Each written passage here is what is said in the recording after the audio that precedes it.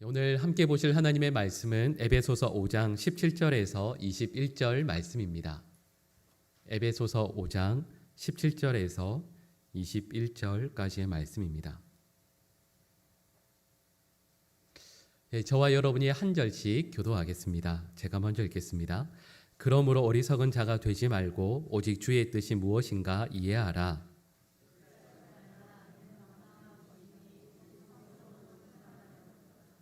시와 찬송과 신령한 노래들로 서로 화답하며 너희의 마음으로 주께 노래하며 찬송하며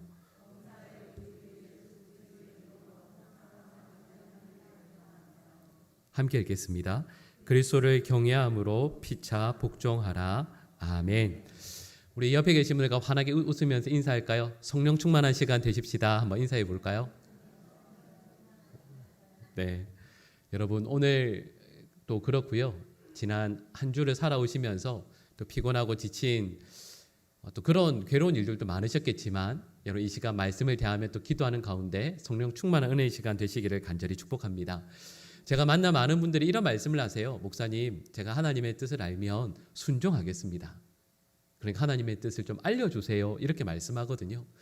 아마도 사도 바울이 사역을 하며 또 많은 교회들을 개척하고 또 성도들을 만났을 때 이런 그분들의 신앙의 수준이 점점 자라게 되면 사도 바울에게 늘 질문하게 되는 바로 그 질문이 있어요. 우리랑 똑같은 거죠. 바울 사도님, 바울 목사님, 하나님의 뜻이 과연 무엇입니까? 우리 주님의 뜻이 무엇입니까? 여러분 이 질문의 내용을 이 에베소서 5장에서도 사도 바울에게 똑같이 했었던 것 같아요. 우리 오늘 본문 말씀인데 우리 5장 17절 말씀 같이 한번 읽어볼까요? 그러므로 어리석은 자가 되지 말고 오직 주의 뜻이 무엇인가 이해하라. 아멘. 그러니까 성도들 가운데에서도 주의 뜻을 이해하는 성도들이 있는가 하면 또 반대로 어리석은 자가 있다라는 것을 말씀하시는 거죠. 여러분 저와 여러분들은 그 누구도 어리석은 자가 되기를 원하시는 분은 없으실 겁니다. 하나님 앞에서 하나님의 뜻이 무엇인가를 분별하고 또 그것을 이해해서 우리의 삶 가운데 하나님의 뜻을 이루어내는 성도 되기를 원치 않으십니까? 그런데 여기에 대한 사도 바울의 답변이 실은 복잡한 게 아닙니다. 이어지는 우리 18절 말씀 같이 읽어볼까요? 술 취하지 말라. 이는 방탕한 것이니 오직 성령으로 충만함을 받으라. 아멘. 여러분 이 말씀을 보시면서 그래 술 마시면 안 돼. 그런 뜻이 아닙니다. 이 말씀의 그 강조점은 술 이 부분이 있는 게 아니라 그 다음에 뭐라고 되어 있죠? 성령으로 충만함을 받으라 이렇게 말씀하고 있어요. 그 앞에 오직이라는 말씀이 있는데 사도 바울은 우리 모든 성도들에게 하나님의 뜻이 무엇인가를 분명히 말씀하고 있습니다. 하나님의 뜻을 저희가 물론 여러 가지로 말할 수 있죠. 근데 그 가운데서 오직이라는 말씀을 붙일 수 있는 이것만은 그 어떤 가운데에서도 하나님의 뜻입니다 라고 말할 수 있는 내용이 있어요. 그게 뭐라고요? 성령 충만하게 되는 것. 여러분 우리 모두가 하나님 앞에서 성령 충만한 믿음의 백성들 될 수 있기를 간절히 축복합니다. 그런데 여러분 이어지는 말씀들의 내용이 뭐냐 하면 성령 충만한 사람들의 삶이 어떠한가를 우리에게 말씀하고 있어요. 여러분 그 첫 번째를 먼저 살펴보면 여러분 저희야 지금 시대야 믿지 않는 분들이 기독교인들을 향해서 예수 믿는 사람들은 이러이런 사람이지 라고 정의할 수 있는 내용들이 있어요. 이런 초대교회 당시에는 그게 아주 낯선 표현이었거든요. 예수 믿는 사람은 어떤 사람이래? 예수 믿으면 교회 가면 거기에서 예배 드리면 거기서 뭘 하지? 이런 궁금증들이 늘 있었거든요. 여러분 고대 문헌 중에서 로마의 집정관 플리니가 그 카라얀 황자에게 보낸 그 서신이라고 할까요? 그 내용이 있습니다. 근데 그 중에 한 문장에 이런 내용이 있어요. 제가 잠깐 읽어드릴게요. 번역마다 조금씩 책마다 다르긴 하지만 기독교인은 정한 날 미명에 항상 모여서 하나님이라고 믿는 예수에게 찬양하기를 번갈아 가면서 하는 무리들 이런 표현이 나와요. 그리고 제가 방금 읽어드린 내용이 어떤 내용일까요? 간단히 말씀드리면 이런 거예요. 예수님을 안 믿는 사람들이 예수 믿는 기독교인들을 바라보면서 저 사람들은 뭐 하는 사람들이야? 했을 때 대답이 뭐냐 하면 저 사람들은 모이기만 하면 찬양하는 사람들 이런 뜻이에요. 그러니까 이런 뜻이죠. 새벽 미명에 이른 아침 저기 교인들이 저 마을 어귀에 모여 있어요. 새벽 일찍 우리로 말하면 출근하던 사람이 저기 저 예수 믿는 사람 뭐 한대? 저 사람도 모여서 노래한대. 이런 마을 어귀뿐만 아니라 저 마을 뒤쪽에 또 기독교인들이 모여 있어요. 또 누군가가 지나가도 저 사람들 뭐해? 저 사람들 저기 모여서 노래한대. 이게 초대교회 당시에 예수님을 믿지 않는 사람들이 예수님을 믿는 기독교인들을 바라보면서 정의했던 내용이에요.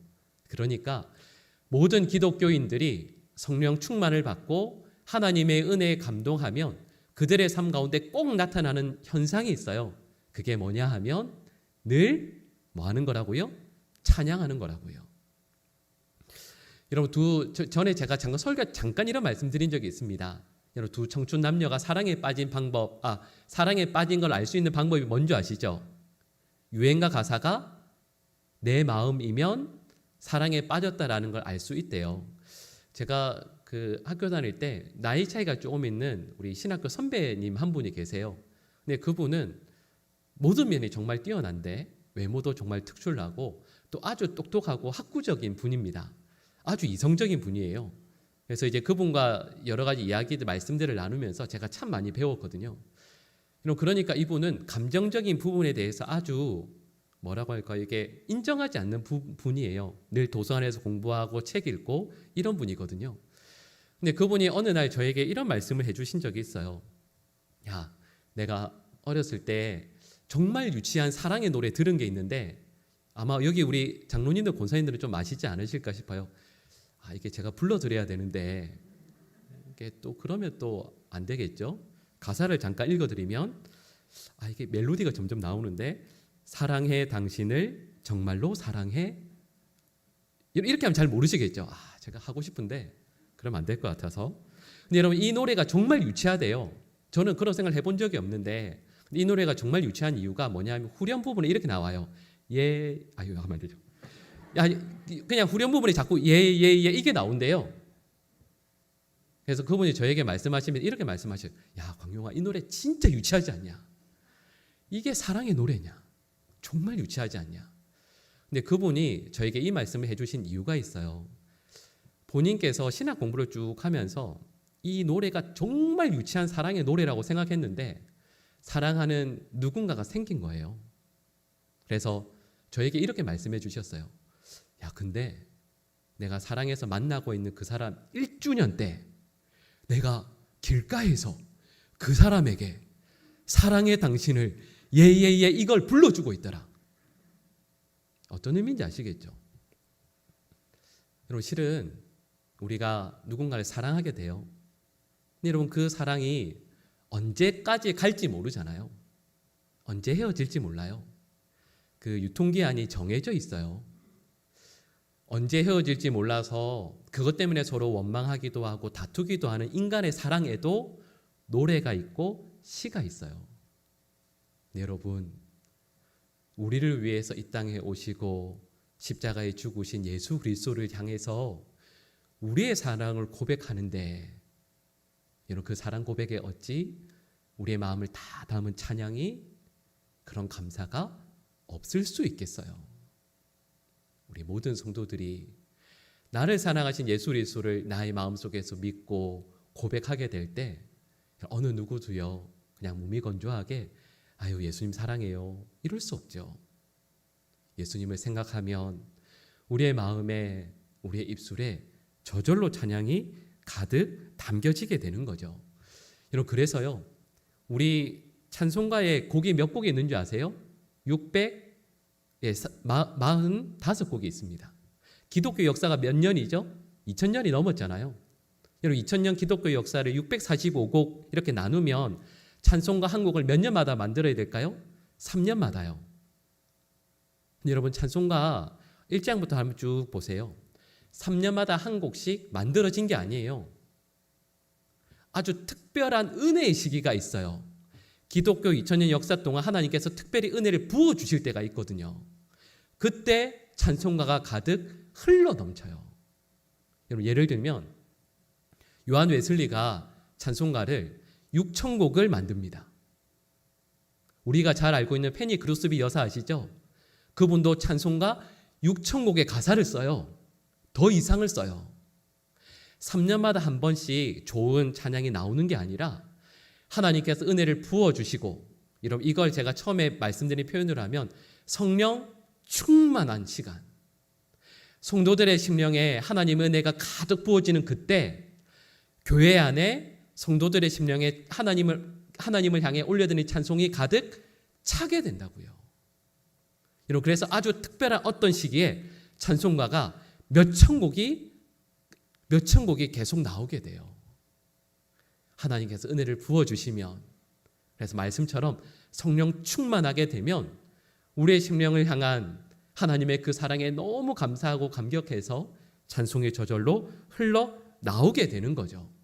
여러분, 그래서 성령 충만하면 반드시 일어나는 현상이 있어요.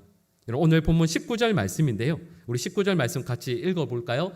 시와 찬송과 신령한 노래들로 서로 화답하며 너희의 마음으로 주께 노래하며 찬송하며 아멘.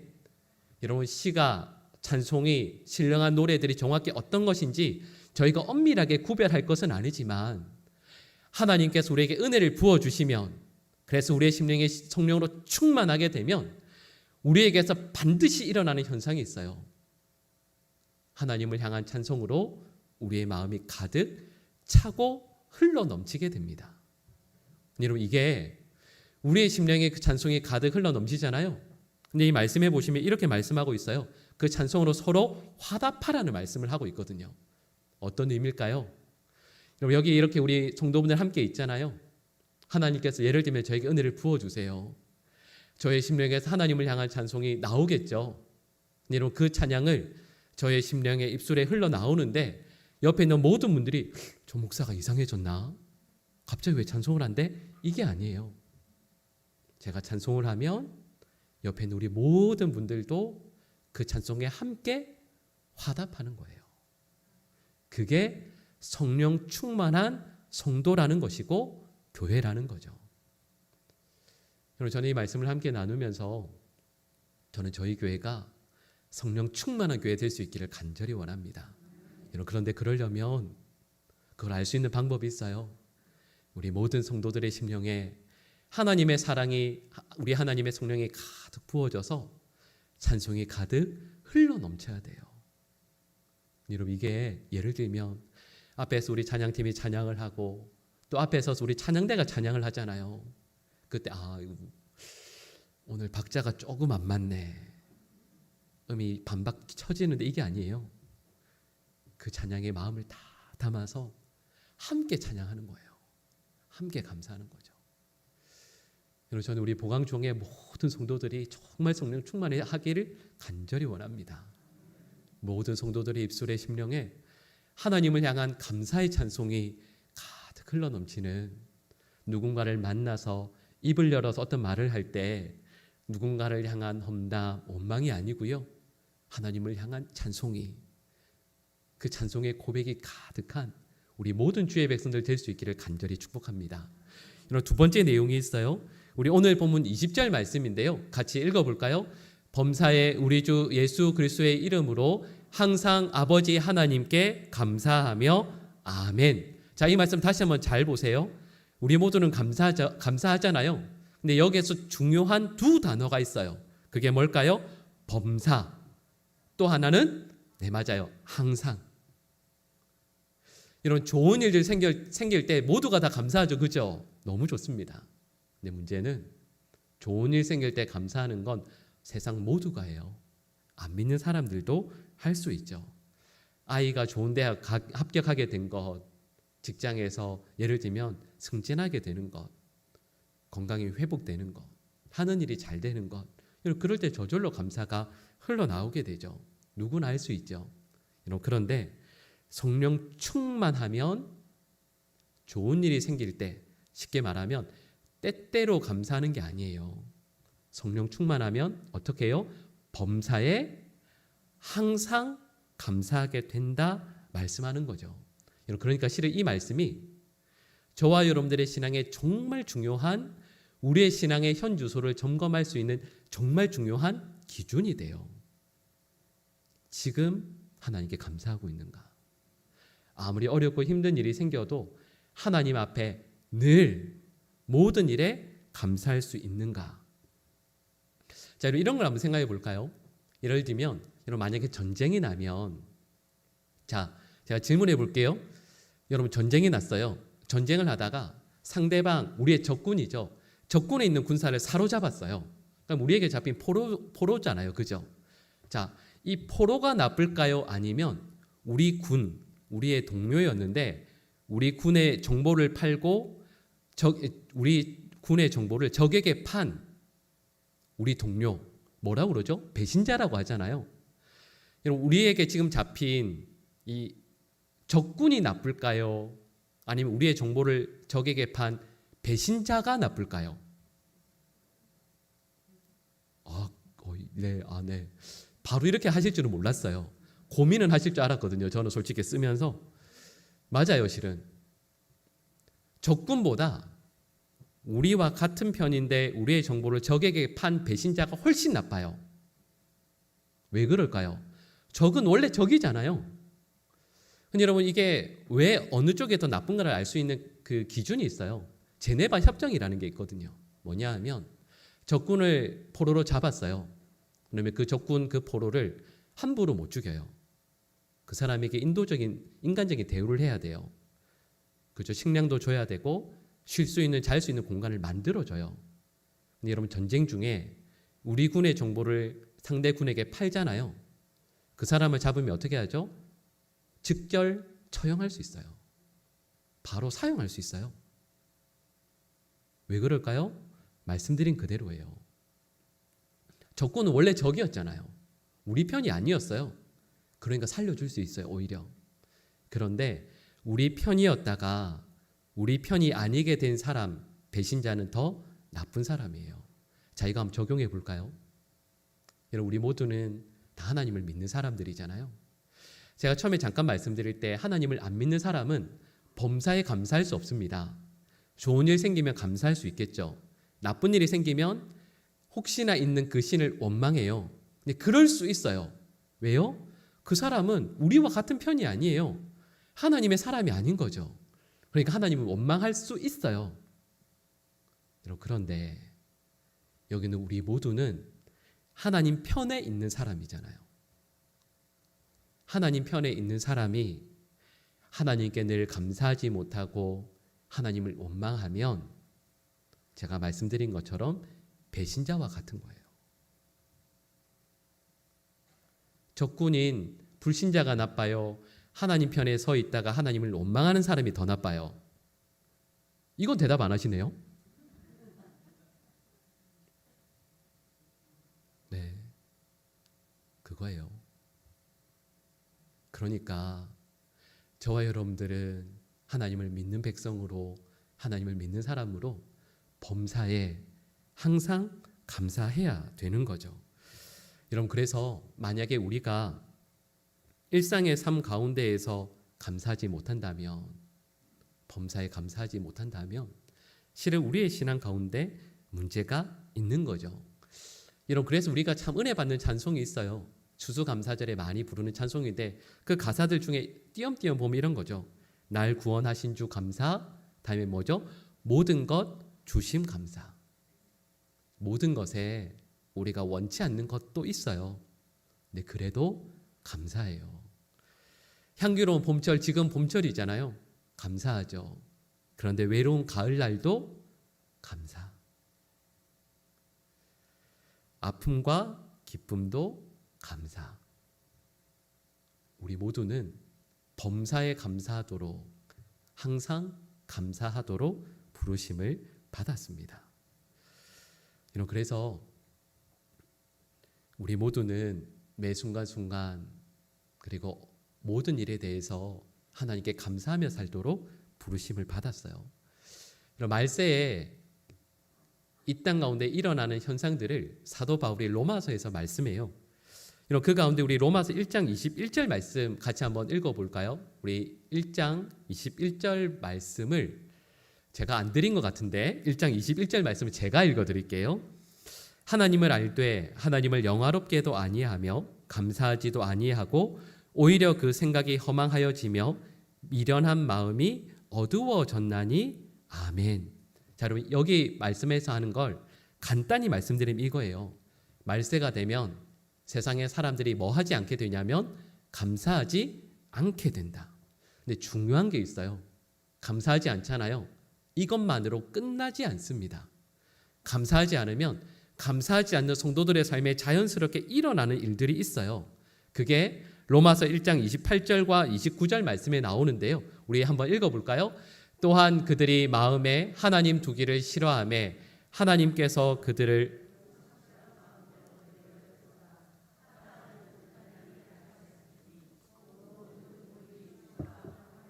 악의가 가득한 자요, 시기, 살인, 분쟁, 사기, 악독이 가득한 자요, 수군수군하는 자요. 아멘. 여러분 이 실은 이 내용들이 쭉 이어지는데 이런 말씀이에요. 감사하지 않는 자는 하나님을 마음에 두기 싫어하는 사람이에요.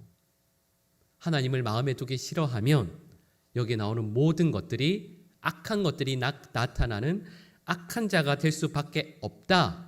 사도 바울은 이렇게 말씀하는 거예요. 고린도전서 4장 7절에서도 사도 바울이 이렇게 말씀하는 내용이 나옵니다. 우리 같이 읽어볼까요? 누가 너를 남달리 구별하였느냐? 내게 있는 것 중에 받지 아니한 것이 무엇이냐? 내가 받았은즉 어찌하여 받지 아니한 것 같이 자랑하느냐? 아멘. 무슨 말씀이냐면 우리가 가진 모든 것들 생각해 보라는 거예요. 우리의 건강, 우리의 시각, 우리의 청력, 우리가 가지고 있는 모든 것들, 우리에게 있는 사랑하는 자녀들, 가족들, 내가 이렇게 좋은 교회가 있어서 함께 예배할 수 있는 믿음의 동력자가 있다라는 것, 모든 것이 우리가 노력해서 받은 것 없지 않습니까? 하나님께서 다 주신 거죠. 근데 그 모든 것들에 감사하지 않으면, 그 모든 것들에 하나님을 향해서 우리의 마음을 올려드리지 않으면 그가 어찌 합당한 성도를 할 수 있겠는가 말씀하시는 거죠. 감사는 범사에 하는 겁니다. 그러지 않으면, 범사에 감사하지 않으면 불평이라는 것이 우리의 삶 가운데 덕지덕지 붙어서 나타날 수밖에 없는 거죠. 여러분 이렇게 말씀드리지만 우리는 순간순간 감사하지 못할 때가 너무 많아요. 불평할 때들이 있죠. 그럴 때 바로 우리의 신앙을 다시 한번 점검하면서 성령 충만한 삶을 기도하며 하나님 앞에 소원할 수 있는 우리 모든 주의 백성들 될 수 있기를 간절히 축복합니다. 여러분 이 세상에서 왜 일어나는 참 많은 재해들이 있잖아요. 근데 그 재해들이 어떤 큰 사건들이 있고 나면 뉴스에서 꼭 이렇게 말씀하는 경우가 많아요. 분명히 이건 자연재해인 것 같지만 대부분은요 자연재해가 아니라 인재라고 이야기해요. 인재가 뭐죠? 보통 사람이 어떤 일을 해야 되는데 이 일을 하도록 예를 들면 월급을 받고 돈을 받아요. 그래서 일을 충실히 해야 되죠. 그게 의무예요. 근데 그걸 제대로 안 한 거죠. 여러분 그래서 시민교육이라는 게 있어요. 시민교육이 뭐죠? 나에게 주어진 일, 나에게 주어진 의무를 열심히 최선을 다해서 감당해야만 그 사회의 일원이 될 수 있다라는 게 이 세상에서 이루어지는 교육이에요. 그렇죠. 여기에 대해서 어느 누구도 아니라고 말할 사람이 없어요. 근데 문제가 있어요. 성도도 여기에 그치는 경우가 너무 많아요. 목회자니까, 항존 직분자니까 이렇게 해야지라는 의무의 수준에 갇혀있는 성도들이 정말 많아요. 그러니까 이 세상을 성도들이 교회가 이끌지 못하는 거예요. 세상과 똑같은 수준이니까요. 우리 성도들은 우리 여기 있는 모든 분들이 실은 다 그래요. 저희 목회자들도 교회에서 주어진 어떤 하나님의 일, 그건 의무로 하는 거 아니에요. 뭘로 하는 거죠? 감사로 하는 거예요. 그게 나한테 주어진 의무니까 세상의 사람들과 똑같은 수준으로 하는 게 아니에요. 하나님께서 나에게 이걸 맡겨주셨으니까 감격하며 감사하면서 행하는 거죠. 그래야 세상의 사람들과 다른 수준으로 이 일들을 감당할 수 있지 않겠습니까? 그래서 우리에게 꼭 필요한 게 있어요. 저와 여러분들은 범사에 항상 감사해야 돼요. 그리고 저는 우리 모든 주의 백성들이 늘 감사할 수 있는 하나님의 사람들 될 수 있기를 간절히 축복합니다. 우리 하나만 살펴볼까요? 우리 에베소서 5장 21절 말씀 우리 같이 읽겠습니다. 그리스도를 경외함으로 피차 복종하라. 아멘. 자, 여러분 이 말씀의 의미가 뭘까요? 여러분 이 말씀의 의미는 이런 거죠. 우리는 서로 뭐 해야 된다고요? 복종해야 된다라고 사도 바울이 말씀해요. 근데 왜요? 그리스도를 경외하니까. 자, 여러분 이 말씀에 어떤 연관성이 있을까요? 여러분 이건 이런 의미입니다. 자, 생각해 볼까요? 예를 들면 우리 옆에 한번 이렇게 됐어요. 뭐 안 보셔도 되겠네요. 다 좀 전에 보셨으니까. 자, 예를 들면 내 옆에 있는 예를 들면 김 집사님, 예를 들면 내 옆에 계신 박 권사님 있어요. 오늘 말씀에 의하면 그분에게 복종하래요. 왜요? 내가 그리스도를 경외하니까. 여러분 이 말씀의 의미가 이런 거예요. 쉽게 말씀을 드리면, 자, 우리의 심령에는 그리고 우리의 존재에는 누가 함께 하시죠? 예, 우리 주님께서 함께 하세요. 근데 그 주님께서 좀 전에 말씀드렸던 것처럼 바로 내 옆에 있는 김 집사님께도 함께 하시고 내 옆에 있는 박 권사님께도 함께 하시는 거죠. 우리 모두는 예수 그리스도를 경외해야 돼요. 근데 그 예수 그리스도께서 어디 계시다고요?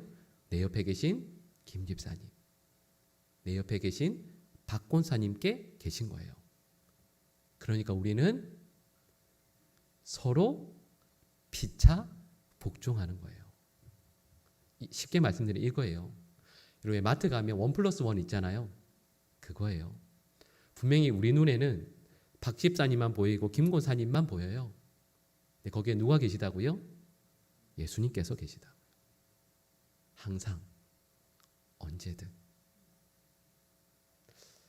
여러분 그거 아세요? 이것만 잊지 않아도 이것만 기억해도 모든 교회는 사랑이 넘칠 거예요. 이것만 기억해도 이 땅에 있는 어떤 교회도 싸우지 않을 거예요. 왜냐하면 내 옆에 있는 분은 내가 품어줄 정도의 분이 아니라 그와 함께 하시는 예수님 때문에 우리 모두는 내 곁에 있는 분에게 복종해야 되거든요. 여러분 이게 쉽지 않아요. 그러니까 우리는 성령 충만해야 돼요. 우리 모든 성도들은 신앙생활을 나의 판단, 나의 이해, 내가 원하는 어느 정도의 수준 이렇게 하시면 안 돼요. 우리 신앙은 성령 충만하지 않으면 반드시 문제가 생길 수밖에 없습니다. 어려움에 처할 수밖에 없어요. 저는 저희 보강중앙교회가 정말 성령 충만한 교회 될 수 있기를 간절히 원합니다. 이 지역에서 또 우리 영산구에서 혹은 어느 여기 안에서 몇 명이 모이고 재정이 얼마고 어떤 일들을 하고 그런 게 무슨 의미가 있겠어요? 예수님 앞에 가서 그게 무슨 의미가 있겠어요? 성령 충만해서 주님과 늘 동행하고 어떤 일을 만난다 할지라도 감사하고 그 감격 때문에 찬양이 가득 흘러넘치고 성도들과의 관계에서 저 정도밖에 안 되는데 내가 품어야지 이 정도가 아니라 그분에 계신 예수님 때문에 그 안에 계신 예수님 때문에 그분께 복종하고 존경하고 사랑하고 여러분 저는 우리 교회가 그렇게 될 때 우리 교회가 정말 참된 교회가 될 수 있으리라 믿습니다. 여러분 정말 이걸 위해서 우리 늘 기도해야 돼요. 정말 이걸 위해서 늘 기도해야 돼요. 참 이상하죠. 교회에서 어떤 일을 맡으면 그 일만 보여요. 그 일이 보여서 사람도 안 보이고 예수님도 안 보일 때가 참 많아요. 그런데 여러분 우리 모두는 성령 충만해서 감사하고 찬양하고 내 곁에 있는 성도들에게 피차 복종하고 이런 그런 성령 충만한 믿음의 백성들이 될 수 있기를 간절히 축복합니다. 이곳을 찾는 우리 새가족 분들도 어떤 누구라도요. 한 분 한 분 모두가 여러분 목회자인 저를 비롯해서 모두가 저로부터 시작해서 모두가 성령 충만해서 우리를 보면 예수님을 뵙는 것 같고 또 그래서 서로 복종할 수 있고 찬송하고 감사할 수 있는 우리 모든 주의 백성들 될 수 있기를 간절히 축복합니다.